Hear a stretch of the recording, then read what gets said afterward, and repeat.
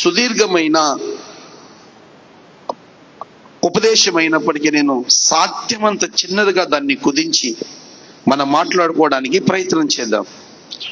పరిశుద్ధ గ్రంథంలో నుంచి 19వ కీర్తన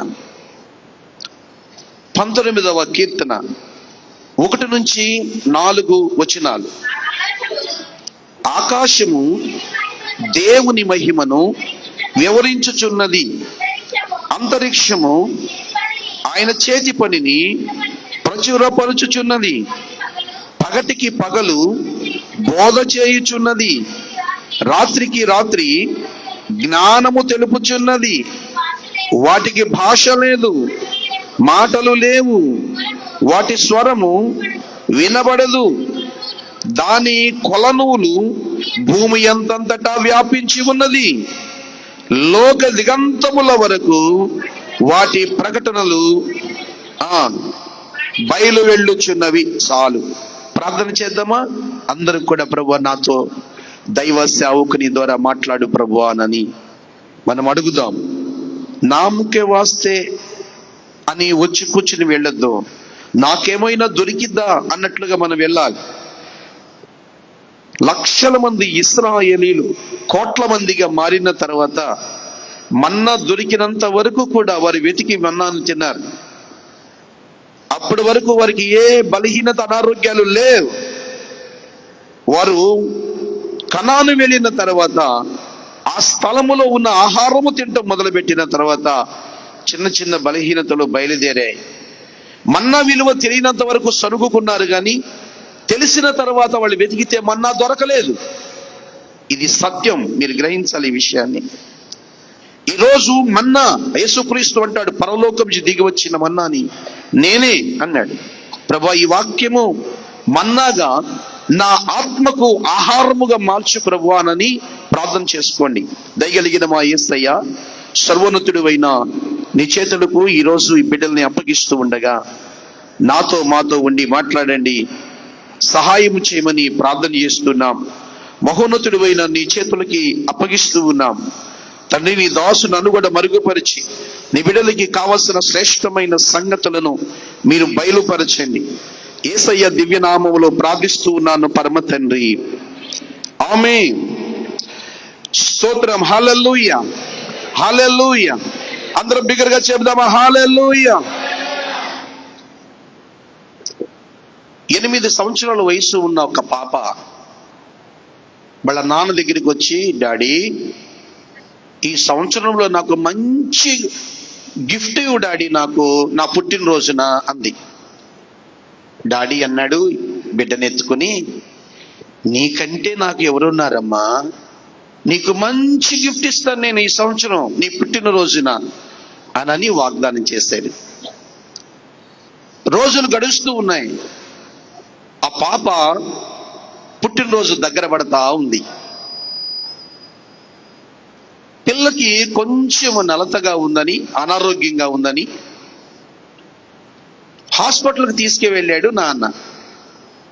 కానీ అక్కడ డాక్టర్ గారు చెప్పిన వార్తకి ఆయన గుండె బద్దలైపోయినట్టు అనిపించింది. మీ అమ్మాయికి ఆపరేషన్ చేయకపోతే బ్రతకదు అన్నారు. ఇదేంటండి, ఏదో నలతగా ఉందని నేను తీసుకొస్తే ఆపరేషన్ చేయకపోతే బ్రతకదంటారేంటి అని అంటే, నీకు తెలియదు కానయ్యా, మేము పరీక్షలన్నీ చేసి చూస్తే నీ కుమార్తె గుండె బాగా పాడైపోయింది. చిన్న వయసులో ఉంది కాబట్టి ఆ నొప్పులు అవన్నీ తెలియక ఆడుకుంటుంది, కానీ గుండె బాగా పాడైపోయింది. మీ పాప బ్రతకటం చాలా కష్టం అని చెప్పారు. తండ్రి ఒక్కసారిగా డాక్టర్ కాళ్ళ మీద పడిపోయి, ఎలాగైనా సరే నా కూతురుని బ్రతికించయ్యా అని ఏడ్చాడు. అస్సలు లాభమే లేదు. ఒక అవకాశం ఉంది. ఎవరైనా గుండె ఇవ్వగలిగితే మేము పరీక్ష చేసి ఆ గుండెను మార్పిడి చేసి బ్రతికించగలం.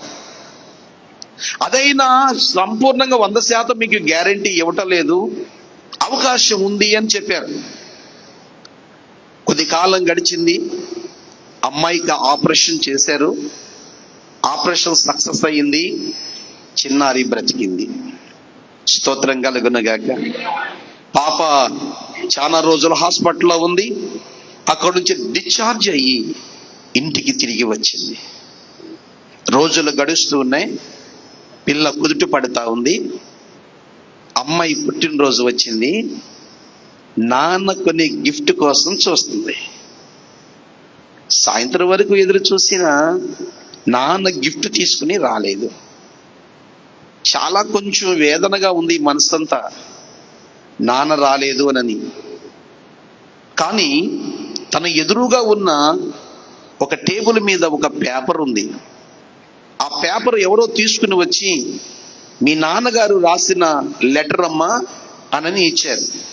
ఆ లెటర్లో ఏముందంటే, పాపా నీ పుట్టినరోజుకి చాలా కాస్ట్లీ గిఫ్ట్ కావాలని అడిగావుగమ్మా, నేను నీకు కాస్ట్లీ గిఫ్ట్ ఇస్తున్నాను. ఏంటో తెలుసా? నా గుండెనే నీకు ఇస్తున్నాను అని అన్నాడు. స్తోత్రం చెప్పండి. నా గుండెనే నీకు ఇస్తున్నాను. నువ్వు చనిపోతావు అని చెప్పేసి అన్నారమ్మా. గుండె లేకపోతే చనిపోతావు అని అన్నారు. నీకంటే విలువైనది ఏముంది నాకు?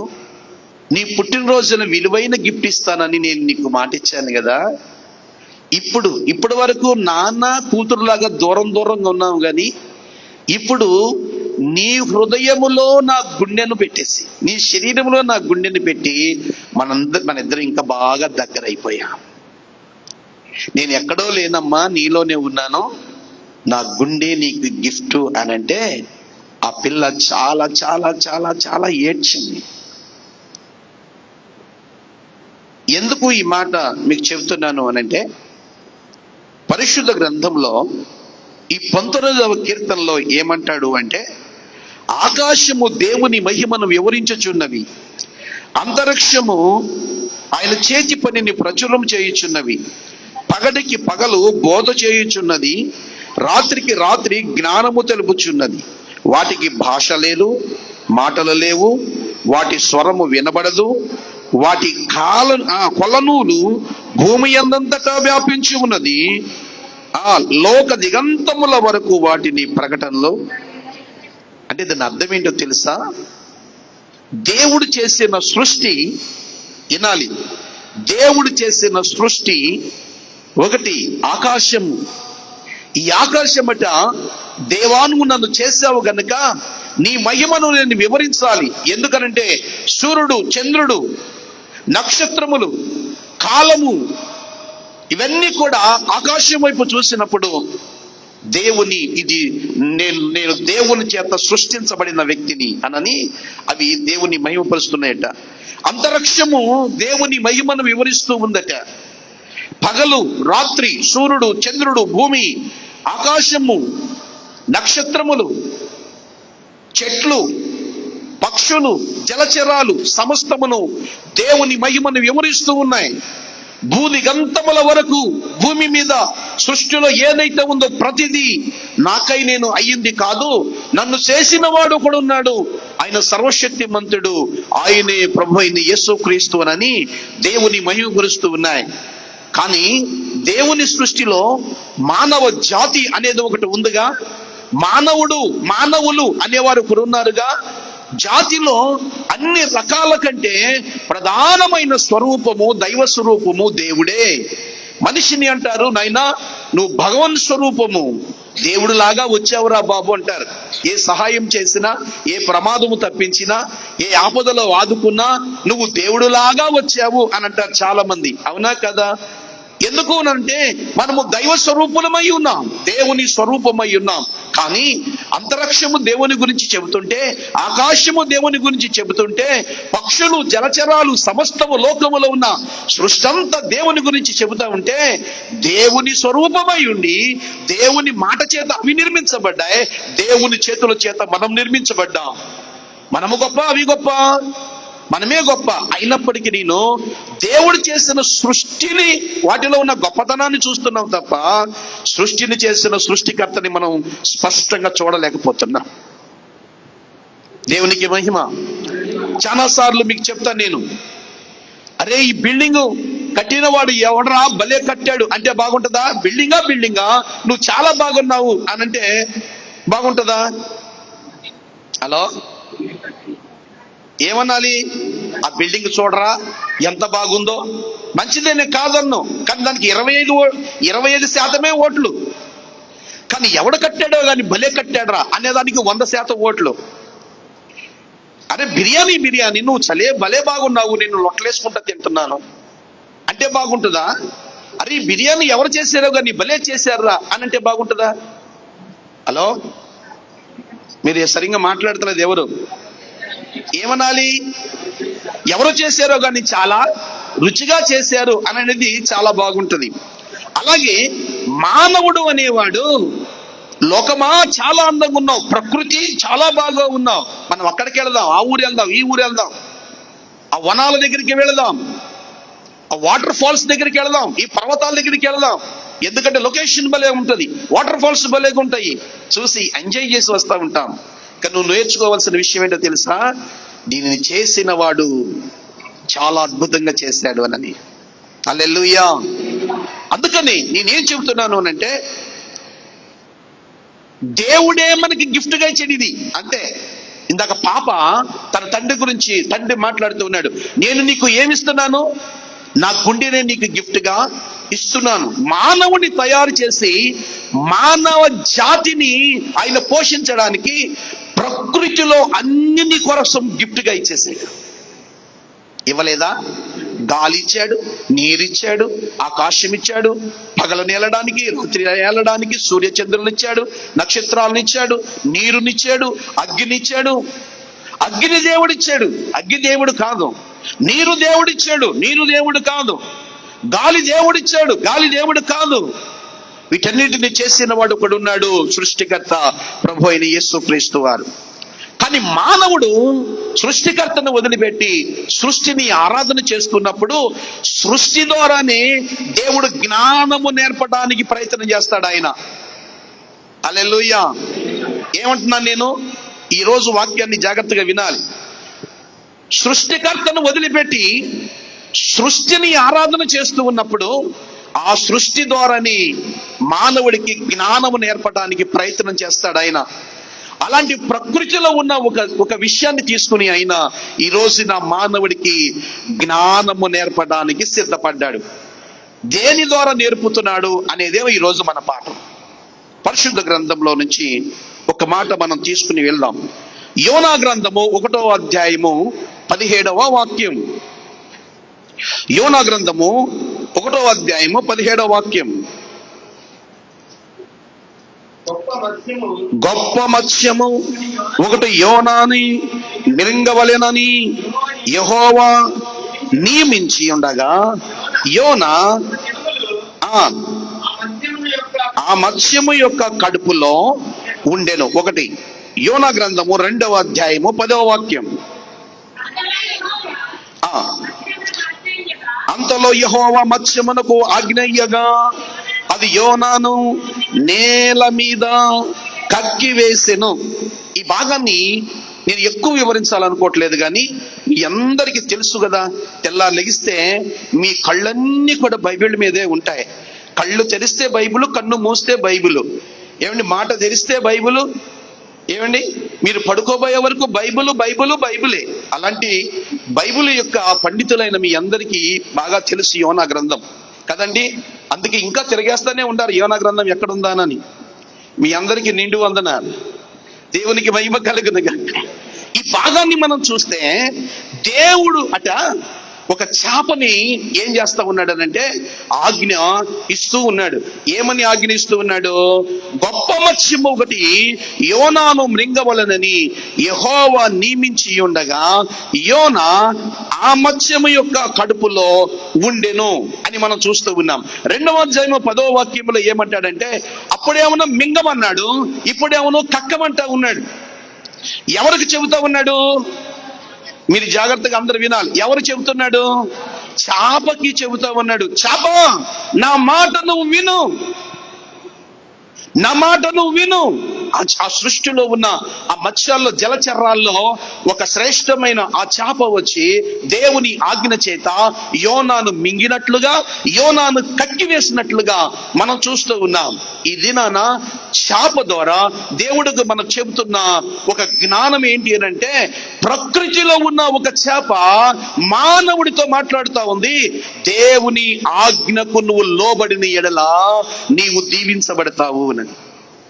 దేవుని ఆజ్ఞ అతిక్రమించిన మానవుడిని మనం చూస్తున్నాం, దేవుని ఆజ్ఞకి లోబడిన ఒక చేపను మనం చూస్తూ ఉన్నాం. మానవుడు ఎవరు?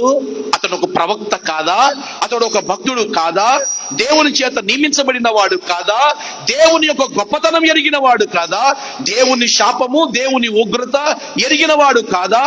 దేవుని వెంబడించగలిగితే ఆయన ఇచ్చే కృపా దీవెనలు ఎలా ఉంటాయో తెలిసిన వాడు యోనా కాడా? మానవుడేవునో దేవుని మాటను ధిక్కరించిపోతా ఉన్నాడు. ప్రకృతిలో చేపేవునో దేవుని మాటకి లోబడుతా ఉంది. ఏది గొప్ప అంటారు? ఏది గొప్ప అంటారు? మానవుడు గొప్ప, చేప గొప్ప? ఇక్కడ నువ్వు నేను నేర్చుకోవాల్సిన పాఠం ఏంటి అనంటే, దేవుని మాట లోబడిన వాడు దేవుని చేత దీవెనలు పొందినవాడు, దేవుని చేత కృప పొందినవాడు.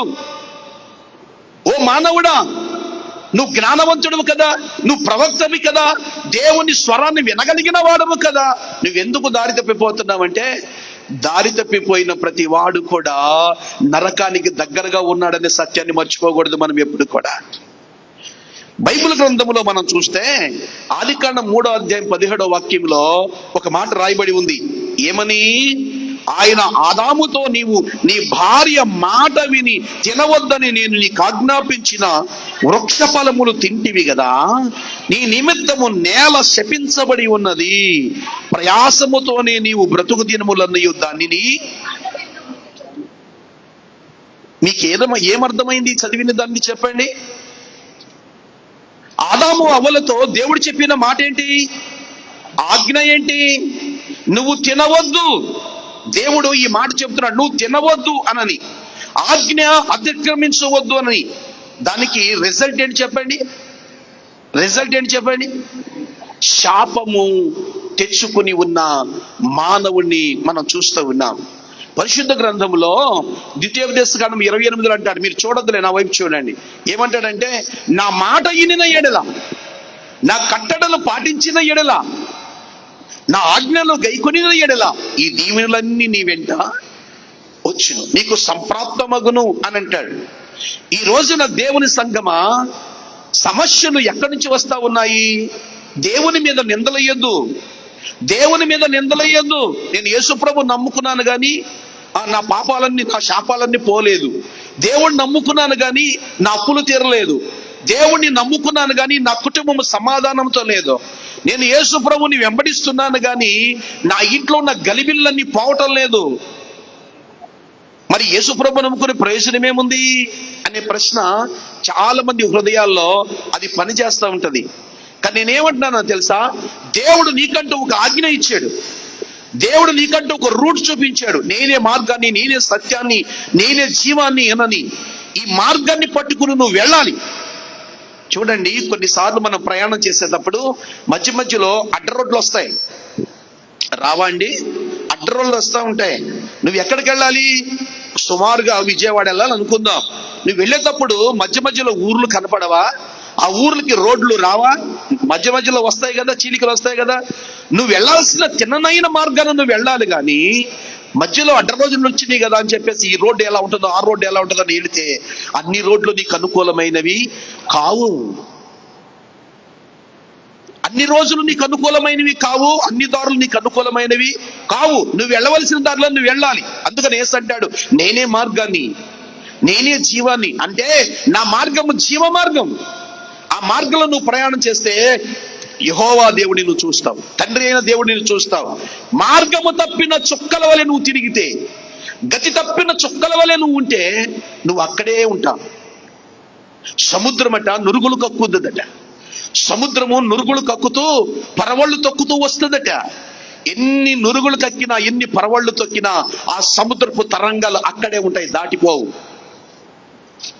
పాలు ఏ విధంగా నువ్వు కాసినప్పుడు పొంగుతాయో, పొంగినవి అక్కడే ఉండవు, మరలా తిరిగి కిందకు దిగిపోతాయి. నీ ఆత్మీయ జీవితం అలా ఉండడానికి వీలేదు. నీ ఆత్మీయ ప్రయాణం అలా ఉండిపోవడానికి ఏం లేదు. అది సాగి సాగి ఆగిపోకూడదు. చాలా మంది చాలా ఆసక్తితో బైబిల్ ప్రారంభిస్తారు చదవడానికి. 1, 2, 3, 4, 5 అబ్బో 10, 20 అధ్యాయం ఒకేసారి చదివేతంటే ప్రేమ పొంగుకొచ్చేసింది వాళ్ళకి. ఆ తర్వాత దాన్ని మూసి ఆడ పెడితే మళ్ళీ వారం రోజులు దాని మొహం చూడరు, మళ్ళీ ఒక నెల రోజులు చూడరు. ఎవరెవరో కళ్ళు తిప్పి చూసుకుంటున్నారు, మరి వెళ్ళిపోతున్నాడు హృదయం. హల్లెలూయా. ఏం చేస్తారు చెప్పండి? ప్రేమ పొంగుకొచ్చింది ఒక్కోసారి. ఆ ప్రేమ మళ్ళీ 20 రోజుల దగ్గర కనపడదా? అదేనంటారా? దాన్ని ఏమంటారు? పాల మీద పొంగు అంటారు. సముద్రంలో కక్కుతున్న నురుగుల యొక్క పరవళ్ళు అంటాను నేను. అది ఎంత ఒరబడిగా వచ్చినా మరలా తిరిగి వెనకే పోతుంది. నీ ఆత్మీయ జీవితం అలా ఉండడానికి వీల్లేదు. పాల మీద పొంగులాగా ఉండడానికి వీల్లేదు. నువ్వు ఎలా ఉండాలో తెలుసా? విశ్వాసమును కర్తయ్య దాన్ని కొనసాగించు వాడైనా యేసు వైపు చూస్తూ మీ పరుగు పందాన్ని కొనసాగించాలి. హల్లెలూయా. అందుకని నేను అంటున్నాను, నా మాట వినిన ఎడల మానవుడా, దేవుని మాటను ధిక్కరించి నీకు నచ్చిన మార్గాన్ని ఎన్నుకొని నువ్వు నచ్చిన విధానంలో నీ జీవితాన్ని గడుపుతున్నావు కాబట్టి దేవుని వద్ద నుంచి ఎలాంటి సహాయం నీకు రావటం లేదు. కానీ ఏనాడైతే నేను కాదు ప్రభువా, అపోస్తలుడైన పౌలు అంటాడు, క్రీస్తే నేను కాదు జీవిస్తున్నది, ఇక నుంచి క్రీస్తే నాలో జీవిస్తున్నాడు. దేవునికి మహిమ కలుగును గాక. ఈ ప్రభావం నీలో నిలిచి ఉండును గాక. హల్లెలూయా, హల్లెలూయా. ఇందులో 4 విషయాలు చెప్తాను. అవ్వ ఆదాము చేసిన తప్పిన మాట కొరకు. 1, భూమి శపించబడింది. 2, స్త్రీ జాతికి ప్రసవేదన తెచ్చిపెట్టింది. 3, నరకపు ద్వారాలు తెరవబడ్డాయి. 4వది ఏంటో తెలుసా? గతి తప్పిపోయిన మనిషిని మరలా తిరిగి స్థితిలోనికి తీసుకురావడానికి యేసుక్రీస్తు మానవుడిగా భూమి మీదకి రావలసి వచ్చింది.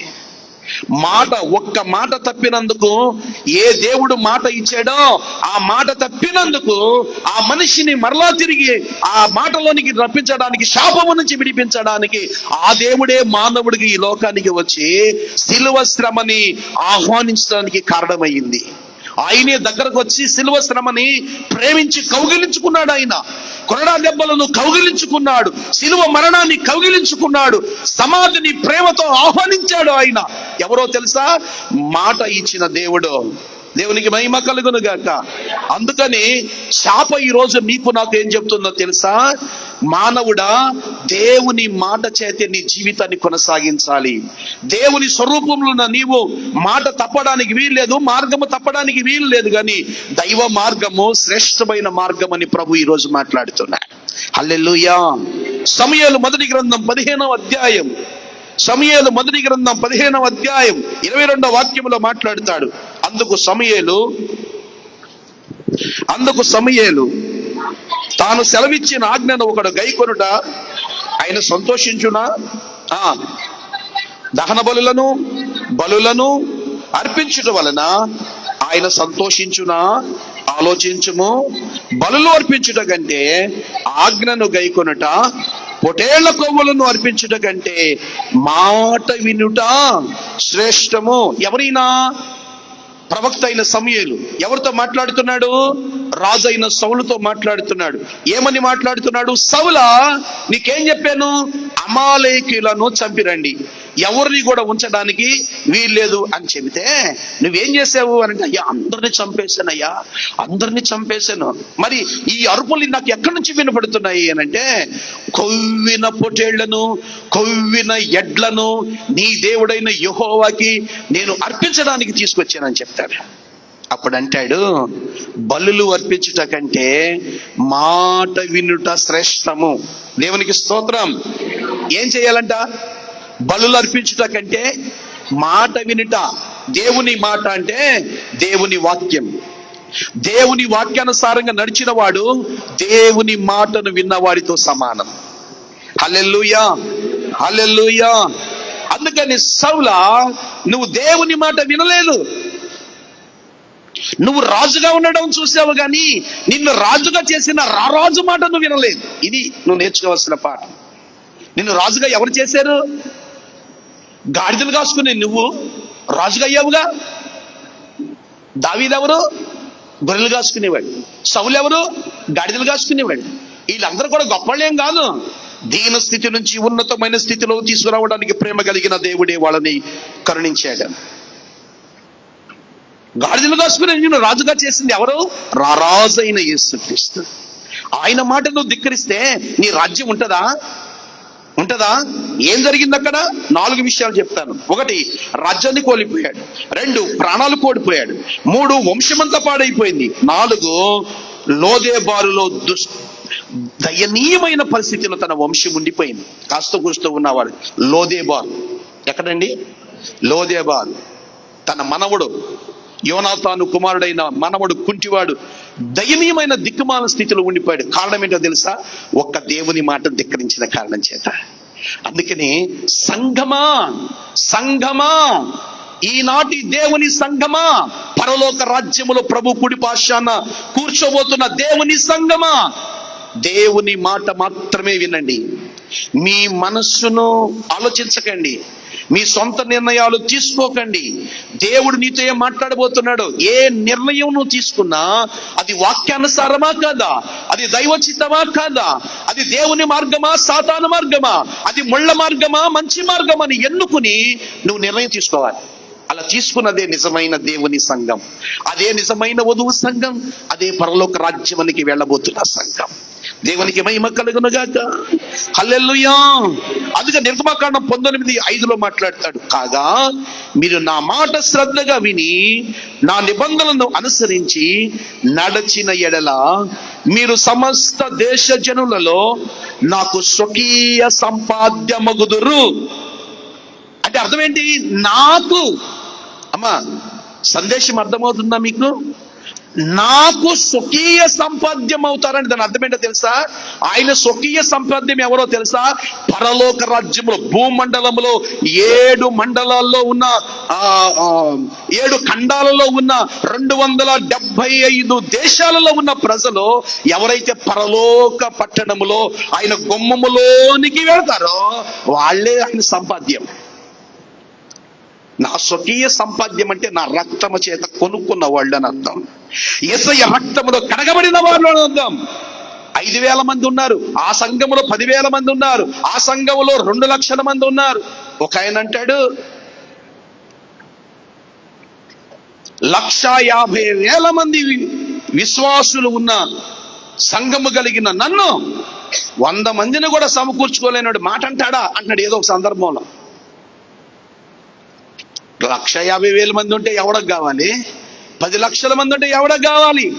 నువ్వు ఎంత మందిని ప్రభు దగ్గరికి సిద్ధపరుస్తావు? నువ్వు 100 మంది ఉన్నవాడే అన్ని ఇళ్ళకి వెళ్ళి అన్ని సమస్యలు తీర్చలేడు. 150,000 మందికి ప్రతి ఇంటికి వెళ్ళగలవా నువ్వు? ప్రతి సమస్యకి వెళ్ళగలవా నువ్వు? ప్రతి కార్యానికి వెళ్ళగలవా నువ్వు? ఎవరో 150,000 మంది అంటానికి? ఎన్ని లక్షల మంది ఉన్నారనేది కాదు, ఎంత మంది దేవుని కొరకు సిద్ధపడుతున్నారో అదే ప్రాముఖ్యమైన విషయం. హల్లెలూయా, హల్లెలూయా. అందుకే చాప నీకు ఏం నేర్పుతుందో తెలుసా? చాప నీకు నేర్పే పాఠం ఏంటో తెలుసా? దేవుని మాటకు లోబడితే దైవాశీర్వాదము నీ మీదకి దిగి వస్తుంది అనని. లూకా సువార్త 5వ అధ్యాయం 4-6 వచనాలు ఏమన్నాడు? ఆయన చాలించిన తర్వాత దోణెను లోతునకు నడిపించి చేపల పట్టుటకు మీ వలలు వేయుడని సీమోనుతో చెప్పగా, ఏలినవాడా రాత్రంతా ప్రయాసపడితిమి గాని మాకేమీ దొరకలేదు, అయినను నీ మాట చొప్పున. చాలు ఇంకా కిందకి వెళ్తే చాలా ఉంది కానీ, అయినను నీ మాట చొప్పున. నేనేమంటున్నానో తెలుసా? మానవుడేమోనో దేవుని మాట ధిక్కరించి వెళ్ళిపోతున్నాడు, చేపేమోనో దేవుని మాటకు లోబడి కుటుంబాన్ని, సంసారాన్ని, పిల్లల్ని, భర్తను వదిలిపెట్టేసి దేవుని మాటకు లోబడి వచ్చేస్తుంది. ఎవరి కోసం? 3 రోజులు ఉపవాసం ఉండటానికి. ఎవరో చేప మీకులాగానే 3 రోజులు కాదు, మీరు వారం అయినా ఉంటారు. I believe that. నేను అది నమ్ముతున్నా. మీరు వారమైన ఉపవాసం ఉంటారు. చేపే ఉన్నప్పుడు మీరు ఉండలేరా? ఉండగలరు. 3 రోజులు ఏమీ తినకుండా ఉండడానికి సిద్ధపడి దేవుని మాటకి లోబడి వచ్చిన చేప. చేప ఏముంటుందో తెలుసా? నేనే దేవుని మాట వింటున్నప్పుడు, దైవ స్వరూపంలో ఉన్న దేవుని సంఘమా, నువ్వు దేవుని మాటకి లోబడి ఉండాలి అనని. దేవుని మాటకి లోబడని కారణం చేత ఆదాము అవ్వలు శాపం తెచ్చుకున్నాడు. దేవుని మాటకి నిర్లక్ష్యం చేసిన సౌలు రాజ్యాన్ని పోగొట్టుకున్నాడు. కానీ ఈ భాగంలో చేపల గురించి మాట్లాడుతాడు. యేసు ప్రభు ఏమంటాడు తెలుసా? రాత్రంతా మేము కష్టపడ్డాము నాయనా. ఏమంటాడు? రాత్రంతా మేము కష్టపడ్డామయ్యా, కానీ మాకేం రాలేదు, చేపలు రాలేదు. అప్పుడు యేసు ప్రభు అంటున్నాడు, మీరు లోతుకు నడిపించండి. ఎక్కడికి? లోతుకు నడిపించండి.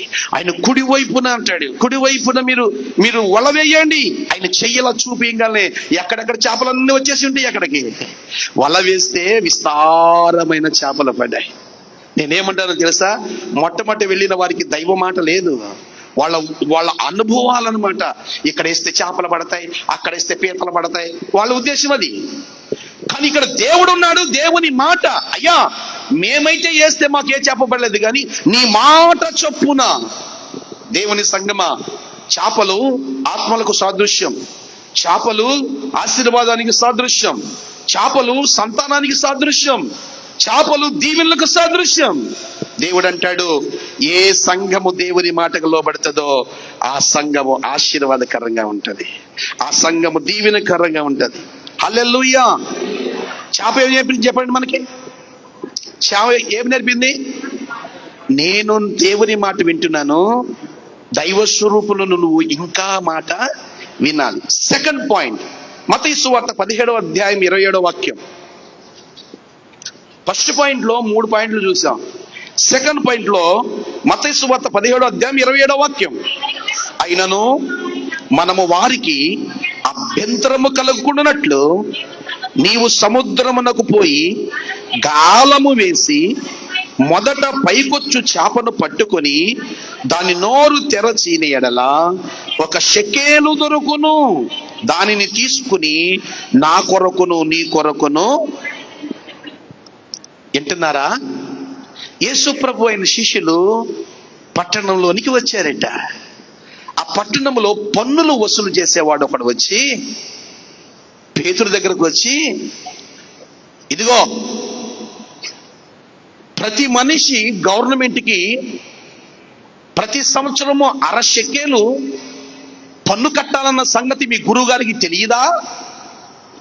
వినాలి జాగ్రత్తగా. ఇక్కడ విషయం, ఒక మర్మం చెప్తాను మీకు. ప్రతి మనిషికి 1/2 షెకేలు కట్టాలన్న సంగతి తెలియదా మీ గురువు గారికి? కట్టడా అని అడిగాడు. పేతురు అంటాడు, అయ్యో ఎందుకు కట్టం అన్నాడు. మీరు 1/2 షెకేలు కావాలిగా. ఇప్పుడు షెకేలు అంటే 1 కాసు అని అర్థం. మీకు అర్థమయ్యే లెక్కలో చెప్తున్నా.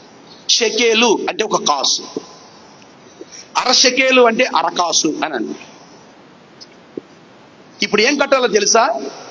ప్రతి మనిషి 1/2 షెకేలు వెండి ప్రతి సంవత్సరం ఆ పట్టణంలో ఉన్న వాళ్ళు కట్టాలి. ఎవరికి? గవర్నమెంట్ కట్టాలి. ఆ వెండంతా తీసుకువెళ్ళి దానిని అమ్మి ఆ డబ్బులు తీసుకుని వచ్చి దేవాలయపు మరమ్మతులు చేస్తూ ఉంటారు. దేవాలయంలో పాడైపోయిన దేవాలయాన్ని, గోడలు పాడైపోయినా, రంగులు పాడైపోయినా, లోపల వస్తువులు పాడైపోయినా వాటిని బాగు చేస్తూ ఉంటారు. షెకేలు దాని విలువ ఎంత అని చెప్పాను? 1 కాసు. అందుకని ఏమన్నాడో తెలుసా? ఎందుకు కట్టడం మా గురువుగారు అని యేసు ప్రభు దగ్గరికి వెళ్ళేటప్పటికే యేసు ప్రభు అంటారు, సీమోను నువ్వు సముద్రానికి వెళ్ళు, నువ్వు గేలం వేయి, అక్కడికి 1 చేప వస్తుంది, ఆ చేప పడుతుంది, దాన్ని తీసుకుని వచ్చి దాని కడుపులో 1 షెకేలు ఉంటుంది, నీకు సగం నాకు సగం గవర్నమెంట్ కట్టేయి అన్నాడు. మీరు జాగ్రత్తగా వినాలి. ఎప్పుడైనా విన్నారా ఈ మాట? షెకేల్ అంటే కాసు అనని, అది వెండి అనని, దాన్ని ఏం చేస్తారు అనని విన్నారా మీరు ఎప్పుడైనా? అందుకే ఒక మర్మం చెప్తాను అన్నాను నేను మీకు. దేవునికి మహిమ కలుగును గాక. మళ్ళీ ఎవరిని అడగండి షెకేల్ అంటే ఏంటండి, మా పాటర్ గారు ఎప్పుడు చెప్పలేదండి బాబు అనకండి మళ్ళీ మీరు. ఎల్లు సీమోను, నువ్వు వెళ్ళి సముద్రంలోకి వెళ్ళి సముద్రంలో గేలం వేస్తే దానికి ఒక చేప పడుతుంది, దాని కడుపులో షెకేలు ఉంటుంది, నీకు సగం నాకు సగం కట్టే అన్నాడు. ఇప్పుడు మరొక మర్మం చెప్పనా మీకు? ఈ గేలం తీసుకుని ఈయన వెళ్ళి, అంటే ఒక వ్యాఖ్యానంలో ఏం రాస్తాడంటే కొలను అంటాడు, ఇక్కడ సముద్రం అని రాశాడు. కొన్నిసార్లు నదుల పేరు కూడా సముద్రము అని రాస్తాడు బైబిల్లో. ఇది తీసుకెళ్లి గేలం వేస్తాడు. యేసు ప్రభు ఏ సమయంలో అయితే నువ్వు గేలం వేయి, అక్కడ ఒక చేప వస్తుంది, దాని కడుపులో ఒక షెకేలు ఉంటుంది, నువ్వు తీసుకున్న అన్నగానే ఒక చేప దాని కొరకు సిద్ధపరచబడింది. అది తీసుకుని వెళ్ళి వేయగానే అది ఎవడు ఎప్పుడు పోగొట్టుకున్నాడో షెకేలు, యేసు ప్రభు ఆ మాట అనగానే చేప షెకేల్ని మింగిద్దనగానే అది ఎక్కడ పడిపోయిందో, అది ఎక్కడుందో యేసుప్రభు అనగానే ఆ చేప బరబర పరిగెత్తుకుంటే వెళ్ళి ఆ నదిలో ఉన్న ఆ షెకేల్ని మింగి దాన్ని తీసుకొచ్చి ఈ పేతురు ఎక్కడ వలేస్తాడో దానికేం తెలుసు? దానికి తెలుసా కలగంది అదేమన్నా? ఆ పేతురు ఎక్కడ వేస్తాడోనని ఇది కనిపెట్టుకుని వెళ్ళి ఆ గేలంలో ఉన్న ఆ ముళ్ళుకి ఇది పట్టుకుని మళ్ళీ లాగితే బయటికి తీసుకుని వచ్చి ఒక చేప షెకేలును మింగి గేలానికి తగిలిన తర్వాత బ్రతుకుతుందా? బ్రతికిద్దండి. ఒక సమర్పణ. నేను చచ్చిపోయినా పర్వాలా, నా జీవితం ఇంతటితో ముగించినా పర్వాలా, నన్ను సృష్టించిన సృష్టికర్త మాటకి నేను లోబడాల. అది కదా సమర్పణ. పోనీ షెకేలు కడుపులో ఉంది, కాసు వెండి కడుపులో ఉంది, దాన్ని కక్కమ్మని కక్కిద్దా? ఏం చేయాలి? పొట్ట కొయ్యాలా వద్దా? పొట్ట కోస్తే చేప బ్రతికిద్దా? దాన్ని తీసుకుని దాన్ని గేలం వేసాడు, దాని నోటికి తగులుకుంది, బయటికి లాగాడు, పేగులతో సహా వచ్చేసాయి, కోసేసాడు, దాన్ని తీసుకెళ్లి గవర్నమెంట్కి కట్టేశాడు. నేనేమంటానో తెలుసా ప్రియులారా? దేవుని ఇక్కడ ఒక చేపను చూస్తున్నాం మనం. ఇందాకేమనో ఏ చేపను చూసాం మనం? ఏం చేపను చూసాం? దేవుని మాటకు లోబడిన చేపను మనం చూస్తున్నాం. దాన్ని ఏమి నేర్పింది మనకి? బలులు అర్పించడం కంటే దేవుని మాట వినుడా శ్రేష్టము. జీవనైన నేనే దేవుని మాట అంటే దైవ స్వరూపులో నువ్వు మాట తప్పడానికి వీల్లేదు, దారి తప్పడానికి వీల్లేదు. క్రీస్తు అడుగుచాడలో నడువు, దైవ దీవెనలన్నీ నీకు వస్తాయని ప్రభు చెప్తా ఉన్నాడు. చేపలు చెప్తా ఉన్నాయి. రెండవ చేప ఏం చెబుతుందో తెలుసా? నేను చేపనైన నేనే దేవుని మాటకు లోబడి దేవుడు ఏదైతే చేయమన్నాడో దానిని చేస్తూ నా జీవితము అర్పణైపోయినా, నా జీవితము ఆ రోజుకి ముగిసిపోయినా దేవుని పని చెయ్యాలి. ఏం చేయాలి? దేవుని పని చెయ్యాలి అన్న ఉద్దేశంతో రావటం అనేది గొప్ప అద్భుతమైన విషయం. ఇది సమర్పణ జీవితంతో కూడిన విశ్వాసం. నేను అంటున్నాను, ప్రతి జీవి ఈ చేప ఏ విధంగా తన జీవితాన్ని దేవుని కొరకు అర్పణగా సమర్పణగా చేసుకుందో, క్రైస్తవురాలు నేర్చుకోవాల్సిన సత్యం ఏంటంటే దేవుని రక్తములో కడగబడిన నీవు దేవుని కొరకు మాత్రమే బ్రతకడానికి సమర్పణ చేసుకోవాలి. హల్లెలూయా, హల్లెలూయా. నా బతుకు నేను బతికేస్తాను, దేవుడి దగ్గర కూడా ఉంటాను. నో, ఏదైనా ఒకటే ఎన్నుకోవాలి, ఏదైనా ఒకటే ఇష్టం. అది అందులో ఉంటానండి, ఇందులో ఉంటానండి, ఆ మాటలు మాట్లాడతానండి, ఈ మాటలు మాట్లాడతానండి, అక్కడ డ్యాన్స్ కడతానండి, ఇక్కడ డ్యాన్స్ కడతానండి. దేవుడు ఊరుకోడు. దేవుడు అప్పుడు ఈ రోజు నీకు అంత శుభంగానే సక్రంగా కొనసాగిపోవచ్చేమో, ఒకరోజు తీర్పు కాలం ఉంది. నీ కడుపును పుట్టిన పిల్లలు పరలోకి వెళుతుంటే, నీ స్నేహితులు పరలోకి వెళుతుంటే, నీ బంధువులు పరలోకి వెళుతుంటే, నువ్వు ఎవరికి సువార్త చెప్పావో వాళ్ళు మారు మనసు పొంది పరలోకి వెళ్తుంటే నువ్వు నరకానికి వెళ్ళిపోతే బాగుంటుందా? అందుకని వేషధారణ జీవితం అనేది దేవుడికి నచ్చేది కాదు. కానీ ఏం కావాలి అంటే సమర్పణ జీవితం కావాలి. ఏం కావాలమ్మా? సమర్పణ జీవితం కావాలి, త్యాగపూరితమైన జీవితం కావాలి. ఒక మంచి మాట చెప్తాను చూడండి. ఒక క్రైస్తవ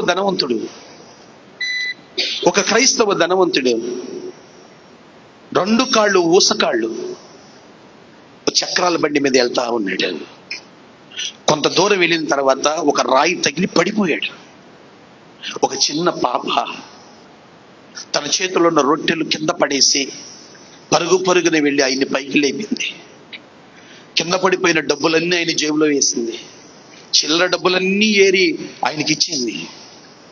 ఆయన చాలా సంతోషపడి, అమ్మా ఇంత పెద్ద వయసు వాడిని పడిపోయిన ఎవరు లేపరు అనుకున్నాను, నువ్వు వచ్చి లేపావు తల్లి, నీకు వందనాలని ఆయన దగ్గర ఉన్న మంచినీళ్ళు ఇచ్చాడు. అమ్మాయికి మంచినీళ్ళు తాగేసి కింద పడివేసిన రొట్టెలు తీసుకుని వెళ్ళడం మర్చిపోయి ఒట్టి చేతులు వెళ్ళిపోయింది ఇంటికి. ఇంటికి వెళ్ళగానే సవతి తల్లి తలుపు తీసి రొట్టెలేయ్ అంది. అప్పుడు గుర్తొచ్చాయి, అయ్యో ఆ పెద్ద ఆయన లేపడానికి నేను వెళ్ళి రొట్టెలు మర్చిపోయాను, ఇలా పిన్ని రొట్టెలు మర్చిపోయాను కానీ చాలా గట్టిగా కొట్టేస్తుంది, నేను పంపించింది ఎందుకు, రొట్టెలు తీసుకురట్టకే కదా అని చెప్పేసి మాట అయినా నువ్వు ఇంట్లో ఉండడానికి లేదని కాలుతో తంతే ఎగిరి రోడ్డు మీద పడిపోయింది. భయంకరమైన వర్షం, ఏడుస్తా నిలబడిపోయింది. అదే ముసలైన ధనవంతుడు అమ్మాయిని ఎతుకుతూ వచ్చాడు, అక్కడికి ఎతుకుతూ వచ్చాడు. రోడ్డు మీద కనిపించింది అమ్మాయి. పాపా వర్షంలో ఇక్కడ ఎందుకున్నావు నువ్వు అని అంటే జరిగిన విషయం అంతా చెప్పింది. అయితే నువ్వేం చేస్తావు, నువ్వు ఎక్కడికి వెళతావు అని అంటే, పరలోకమందున దేవుడు నాకు ఏదో ఒక మార్గాన్ని చూపిస్తాడు అని అనగానే పెద్ద ఆయన అన్నాడు, అయితే నాతో రా. తీసుకుని వెళ్ళాడు. ఒక అద్భుతమైన బంగ్లా దగ్గరికి తీసుకుని వెళ్ళాడు. లోపల అందరూ పనులు చేస్తూ ఉన్నారు. పనివాళ్ళు ఒక 50-60 మంది పనులు చేస్తా ఉన్నారు. పెద్ద ఆయన ఏమన్నాడో తెలుసా, అమ్మా ఈ బిల్డింగ్ నీదే, నీ కోసం నీకు రాజు చేస్తున్నాను, ఈ పని వాళ్ళందరూ నీ పని వాళ్ళే, నీకేం కావాలంటే అది తిను, ఏం కావాలంటే అది కట్టుకో, నీ ఇష్టం వచ్చినట్టుగా నువ్వు బ్రతుకు, ఇది నీ కోసమే గిఫ్ట్ గా ఇస్తున్నానని చెప్పాడు. అక్కడే మోకాళ్ళేసి దేవుని నామాన్ని మహిమపరిచిందా పాప. హల్లెలూయా. ఒక త్యాగపూరితమైన జీవితం మనిషి కలిగి ఉంటే ఆ దేవుడు నీకు సహాయం చేయక మానే దేవుడు కాదు. అందుకే చేపలో ఏముందంటారు, చేపలో ఏముంది, ఆ రోజు తన జీవితం ముగించబడుతుందని తెలుసుగా, అది చనిపోతుందని తెలుసుగా, కానీ దేవుని కొరకు ఒక త్యాగపూరితమైన జీవితాన్ని కలిగి ఉన్నప్పుడు దేవుని సంఘం, యేసయ్య రక్తంలో కడగబడిన సంఘం ఇలాంటి జీవితాన్ని కలిగి ఉన్న దినాన యేసయ్యకు మహిమ, యేసు నామానికి మహిమ, క్రైస్తవ్యానికి మహిమ. ఏ జీవితం ఉండాలి మనిషికి?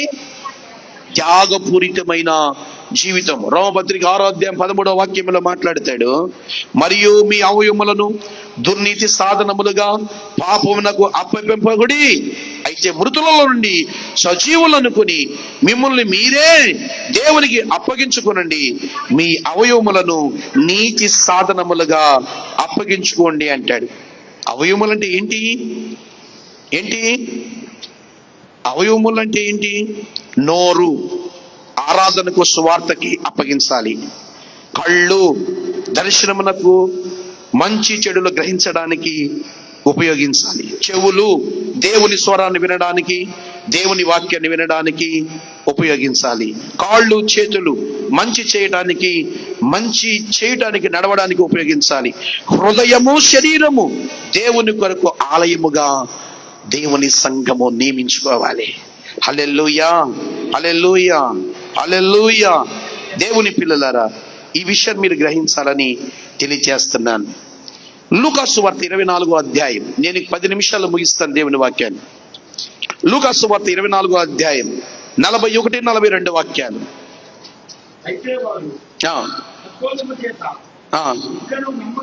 అయితే వారు సంతోషము చేత ఇంకను నమ్మక ఆశ్చర్యపడుచుండగా ఆయన ఎక్కడ, మీ వద్ద ఏమైనా ఆహారము కలదా అని వారిని అడిగాను. వారు కాల్చిన చేపలను ఆయనకిచ్చిరి. ఆయన వానిని తీసుకుని వారి ఎదుట భుజించెను. నా వైపు చూడండి, ఇంకెలాగా నా వైపు చూడండి. యేసుక్రీస్తు వారు గెత్సెమనే తోటలో ప్రార్థన చేస్తున్నాడు. యేసు ప్రభుని పట్టుకున్నారు, యేసు ప్రభుని సిలువ వేశారు, యేసు ప్రభు చనిపోయాడు, యేసు ప్రభుని సమాధి చేశారు. సమాధి చేసిన 3వ రోజున ఎమ్మాయి అనే ఒక ఊరు ఆ పట్టణానికి దగ్గరగా ఉంది. కొంతమంది నడుచుకుంటూ వెళుతున్నారు. ఎవరో 3వ వ్యక్తి కూడా వారి వెంట వెళ్ళాడు. వెళ్ళినప్పుడు వారు మాట్లాడుతున్న మాటలు విని ఎవరి గురించి మాట్లాడుతున్నారని అడిగారు. నజరేయుడైన యేసు అని అన్నారు. ఆయన శ్రమ పెట్టారు అని మాట్లాడుతున్నారు. ఆయన అంటున్నాడు, శ్రమ అనేది వారు కావాలని చేసింది కాదు, వాక్యపు నెరవేర్పు అని 3 ఆయన చెప్తున్నాడు. ఎమ్మాయి గ్రామం వచ్చేసింది. వాళ్ళు అంటున్నారు, నువ్వు మమ్మల్ని దాటి పోలేదు, ఈ రాత్రి మా దగ్గరే ఉండండి అని చెప్పారు. ఆ 3వ వ్యక్తి ఆయనతో కూడా వెళ్ళాడు. వాళ్ళు స్నానం చేసి ఆహారం తినే సమయంలో అంటున్నారు, ఈ రోజున మాకు బంధువుగా ఉన్నావుగా, నువ్వు రొట్టె విరిచి కృతజ్ఞత చెల్లించి మాకు ఇవ్వు అని వాళ్ళు చెప్పారు. ఆ 3వ వ్యక్తి మోకాళ్ళేసి రొట్టె తీసుకుని కృతజ్ఞతాస్తుతులు చెల్లించి ఆ రొట్టె విరిచి వారి చేతిలో పెట్టారు.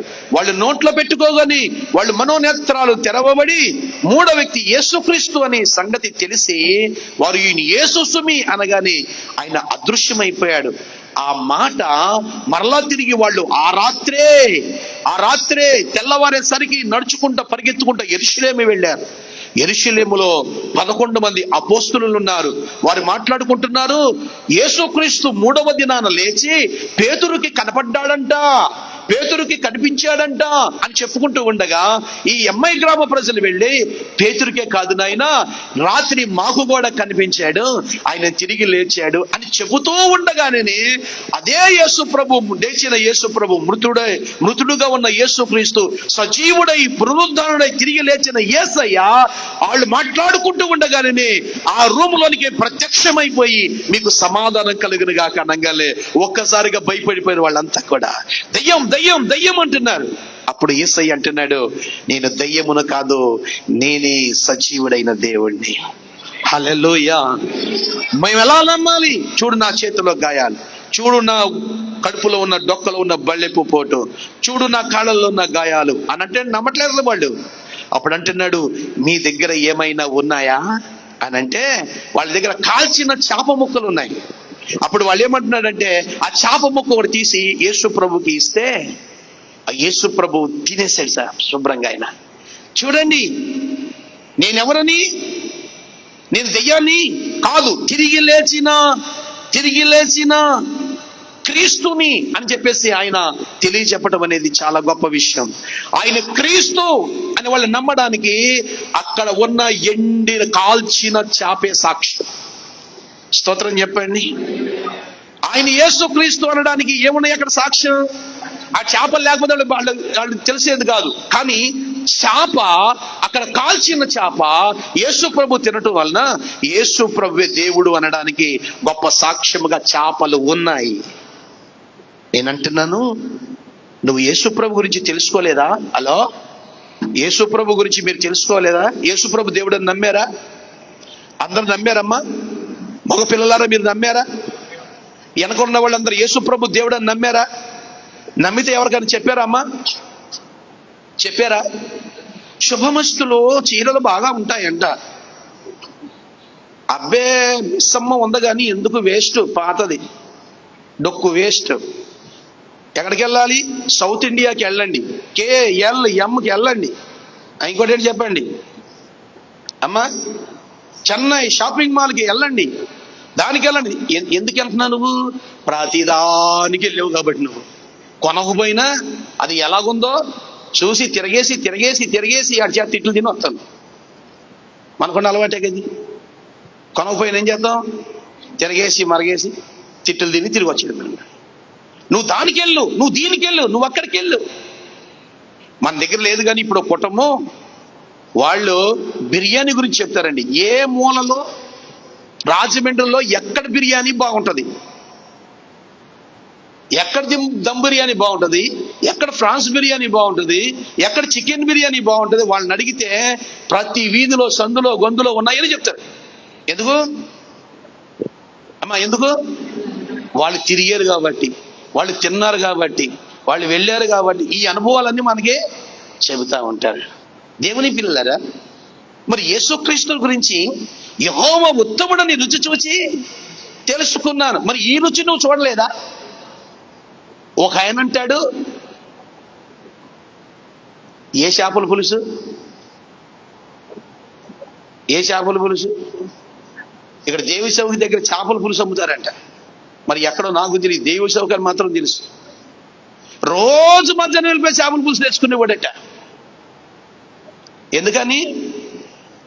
చేపల గురించే మనం మాట్లాడుకుంటున్నాం. మనం చేపల పులుసు తెచ్చుకోకుండా అన్నం తినేవాడు కాదంటే ఆ మానవుడు. మరి యెహోవా ఉత్తముడని నువ్వు రుచి చూడలేదా? మీరందరూ చూసారమ్మా? మరి ఎవరికైనా చెప్పారమ్మా?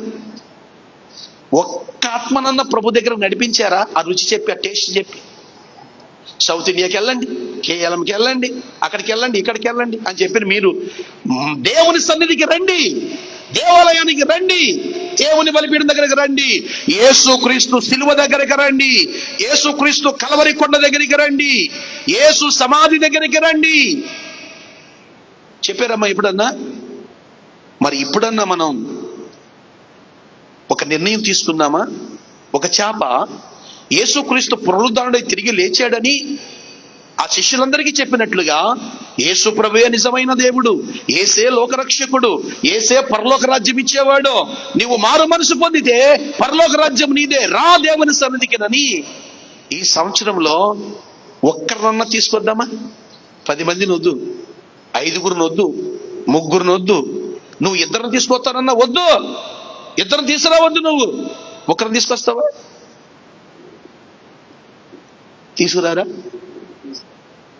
తీసుకొస్తారా? చేయొద్దండి తీసుకొస్తానన్న వాళ్ళు ఒక్కరిని నాకే పూర్తి సమర్పణ లేదయ్యా, నేను ఎవరికి చెబుతానండి? మగపిల్లలు, ఇంకా ఎవరు? ఇది ఫిబ్రవరి 1వ తారీఖు అంతే. ఇంకా మనకి ఎన్ని నెలలు ఉన్నాయి? 11 నెలలు ఉన్నాయి. 11 నెలల్లో ఒక్క వ్యక్తిని ప్రభు దగ్గరికి నడిపించలేరా మీరు? ఒక చేప దేవుని కొరకు సమర్పణ చేసుకుంది, ఒక చేప దేవుని కొరకు సాక్ష్యంగా నిలబడి ఉంది. దైవ స్వరూపంలో నువ్వు ఒక్క వ్యక్తిని ప్రభు దగ్గర నడిపించడానికి ఒక సమర్పణ చేసుకోలేవా? ప్రభువు ప్రేమ ఇదేనా మనలో ఉంది? చేతులెత్తిన వారందరికీ దేవుని నామంలో మహిమ కలుగునుగాక, దేవుని నామానికి మహిమ కలుగునుగాక. వారికి దేవుని కృప, దేవుని ఆత్మ వారి వెంట నిలిచి వారు మాట్లాడుతున్న ప్రతి మాటలో వారి మార్పు కలుగునుగాక. హల్లెలూయా. సమర్పణ జీవితం అనేది చాలా చాలా చాలా ప్రాముఖ్యమైన విషయం. అందుకని ఈ రోజున మీరందరూ కూడా దేవుని సన్నిధిలో ఇంకా చాలా చెప్పాలని ఆలోచన ఉంది, కానీ నేను చెప్పదలుచుకోవటం లేదు. చివరి మాట చెప్తాను. దేవుని ఘనపరిచిన చేప 4వది. 1 దేవుని మాట విన్న చేప, 2వది దేవుని కొరకు అర్పణ చేసుకున్న చేప, 3వది దేవునికి సాక్ష్యముగా ఉన్న చేప, 4వది దేవుని నామాన్ని ఘనపరిచిన చేప. ఎక్కడ ఉంది? యేసు ప్రభు శిష్యులందరూ కూడా యేసు ప్రభుతో ఒకళ్ళు గుసగుసలు ఆడుకుని డిస్కషన్ చేస్తా ఉన్నారు. ఇన్ని వేల మందికి భోజనం ఎలా పెట్టాలి మనం, ఎక్కడ తీసుకొచ్చి పెట్టాలి మనం అని ఆలోచిస్తూ ఉండగా ఒక బాబుతి వచ్చి అంటున్నాడు, నా దగ్గర 2 చిన్న చేపలు ఉన్నాయి. వాడు తినేస్తే ఇప్పుడే 3 రోజులు ఎందుకు తినలేదో తెలుసా? 3 రోజులని ఎందుకు తినలేదో తెలుసా? అది దైవం కాదు. ఆ చేపల ద్వారానే దేవునికి మహిమ రావాలి, ఆ చేపల ద్వారా దేవునికి ఘనత రావాలి. 3 రోజులైన చిన్న చేపలు ఆకలితో అలా ఉండిపోవడానికి కారణం దేవుని నామానికి మహిమ రావాలి. ఆ చేపల ద్వారా 12 గంపలు ఇచ్చారంటే ముక్కలండి, 2 చిన్న చేపలు 5,000 మందికి పైబడి తినగా 12 గంపలు ఇచ్చారంటే ముక్కలన్నీ కూడా 2 ముక్కల చేపలు. 2 చేపలు దేవుని మహిమ పరిస్తే, దేవుని పనిలో చేపలు ఉంటే యేసయ్య పట్ల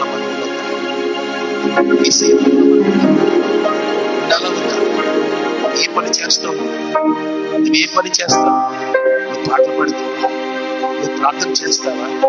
నువ్వు ఆరాధన చేస్తావా? నువ్వు సువార్త ప్రకటిస్తావా? నువ్వు దేవుని కొరకు ఏం చేస్తావు? నువ్వు స్తోత్రం చెప్పు. చేపలు దేవుని పనిలో ఉన్నాయా లేవా? ఆకులు దేవుని పనిలో ఉన్నాయా లేవా? ఆకులు ఏం చేసింది? దేవుని సన్నిధి, దైవజనుడు, ప్రవక్త అయిన దైవజనుడు దేవుని ఆజ్ఞిస్తే అతను మరలా దేవుని ఆజ్ఞ వచ్చే వరకు పోషిస్తూ వచ్చాడు. కాకి అయితే, కాకి స్వభావం కలిగిన వ్యక్తులైతే దేవుని మధ్యలో ఏం కావాలో సమస్యలో చూడగలిగిన ఆత్మ పావురము దేవుని మాట విందా లేదా? గాడిద దేవుని మాట విందా లేదా? విందా లేదా? గాడి మాట విందా లేదా? యేసు ప్రభుని మోసిన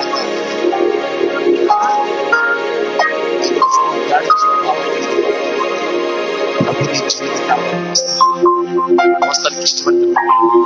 ఏసైని ఎప్పుడు తిప్పేస్తావా? ఏసై బరువు నాకు తిప్పేస్తావా? ఏసయ్య బరువు చాలా ఎక్కువ. ఆ బరువు సులువైనది, నా కాడే తేలికైనదంటాడు మత్తయి సువార్త 11. కాబట్టి ఏసయ్య కాడిని మోసే సైతం ఉన్నది. ఏసయ్య బరువు గాడిద స్వభావం, వాక్య స్వభావం, తర్వాత ఏంటి శాప స్వభావం, వాగుల స్వభావం, ఇవన్నీ లక్షణాలు మనలో పుడికి పుచ్చుకొని ప్రభు రాకడ కొరకు దేవుని స్వరూపము కలిగి సమర్పణ కలిగి జీవించడం.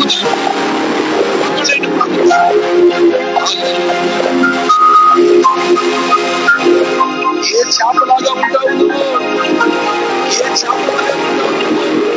దేవుని మాటకు లోబడిన చేప, దేవుని చిత్తానికి లోబడిన చేప, దేవుని కొరకు సమర్పణ చేసుకున్న చేప, దేవుని కొరకు సాక్షిగా ఉన్న చేప.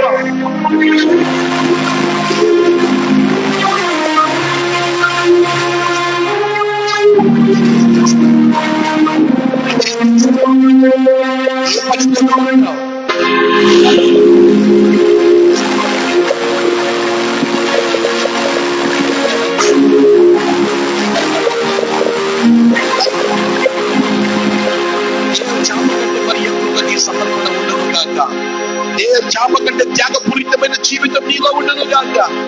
చాప కంటే సమర్పణ జీవితం నీలో ఉండను గాక. దేవుని రాకడ వస్తు వరకు, దేవుని శబ్దము విను వరకు, దేవుని బోర విను వరకు నిన్ను నీవే క్రీస్తు కొరకు సజీవ యాగముగా సమర్పణ చేసుకున్న ఒక గొప్ప సంఘములాగా నీవు నిలిచి ఉండును గాక. ఓ హల్లెలూయా, హల్లెలూయా.